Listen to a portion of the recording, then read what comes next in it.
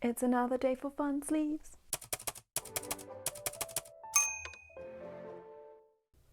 Welcome back. Today we are reading chapter 16 of The Turn of the Screw by Henry James. Let's begin.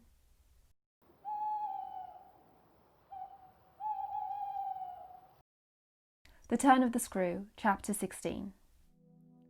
I had so perfectly expected that the return of my pupils would be marked by a demonstration that I was freshly upset at having to take into account that they were dumb about my absence. Instead of gaily denouncing and caressing me, they made no allusion to my having failed them, and I was left, for the time, on perceiving that she too said nothing, to study Mrs. Groce's odd face.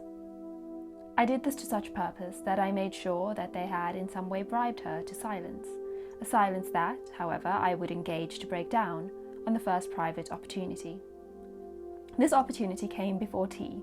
I secured 5 minutes with her in the housekeeper's room, where, in the twilight, amid a smell of lately baked bread, lovely, but with the place all swept and garnished, I found her sitting in pained placidity before the fire. So I see her still, so I see her best, facing the flame from her straight chair in the dusky, shining room, a large, clean image of the put-away of drawers closed and locked and rest without a remedy. Oh yes, they asked me to say nothing, and to please them, so long as they were there, of course, I promised. But what had happened to you? I only went with you for the walk, I said. I had then to come back to meet a friend. She showed her surprise. A friend? You? Oh yes, I have a couple, I laughed. But did the children give you a reason? For not alluding to your leaving us? Yes. They said you would like it better. Do you like it better? My face had made her rueful. No, I like it worse. But after an instant I added, did they say why I should like it better? No, Master Miles only said, we must do nothing but what she likes. I wish indeed he would. What did Flora say?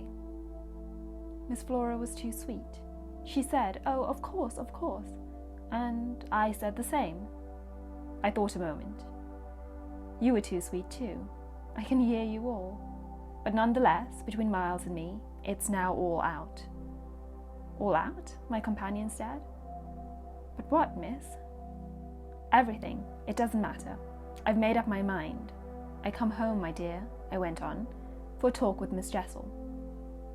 I had by this time formed the habit of having Mrs. Grose literally well in hand in advance of my sounding that note, so that even now, as she bravely blinked under the signal of my word, I could keep her comparatively firm.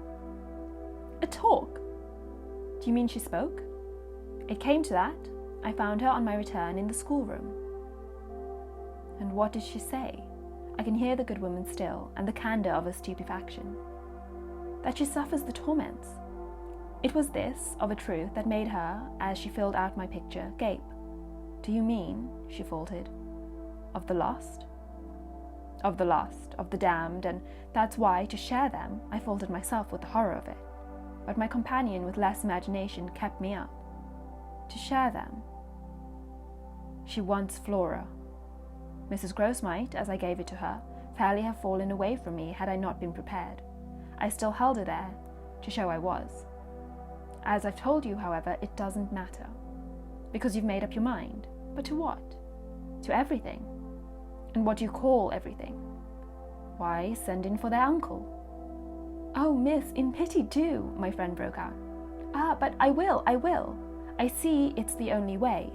What's out, as I told you, with Miles, is that if he thinks I'm afraid to, and has ideas of what he gains by that, he shall see he's mistaken. Yes, his uncle shall have it here from me on the spot, and before the boy himself, if necessary. That if I'm to be reproached with having done nothing again about more school. Yes, miss? My companion pressed me. Well, there's that awful reason. There were now clearly so many of these for my poor colleague that she was excusable for being vague. But which? Why, the letter from his old place. You'll show it to the master? I ought to have done so on the instant. Oh no, said Mrs. Grose with decision. I'll put it before him, I went on inexorably, that I can't undertake to work the question on behalf of a child who has been expelled. For we've never in the least known what, Mrs. Grose declared. For wickedness, what else? when he's so clever and beautiful and perfect? Is he stupid?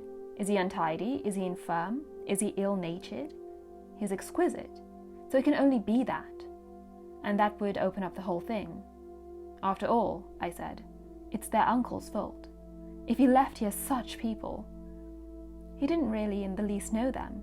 The fault's mine. She had turned quite pale. Well, you shan't suffer, I answered. The children shan't, she emphatically returned. I was silent a while. We looked at each other. Then what am I to tell him? You needn't tell him anything. I'll tell him. I measured this. Do you mean you'll write? Remembering she couldn't, I caught myself up. How do you communicate?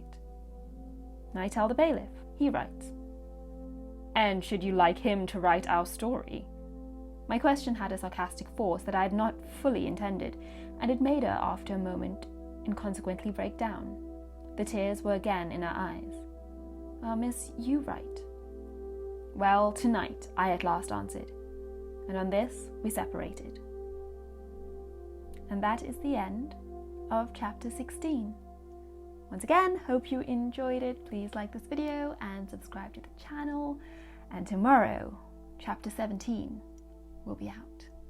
See you then.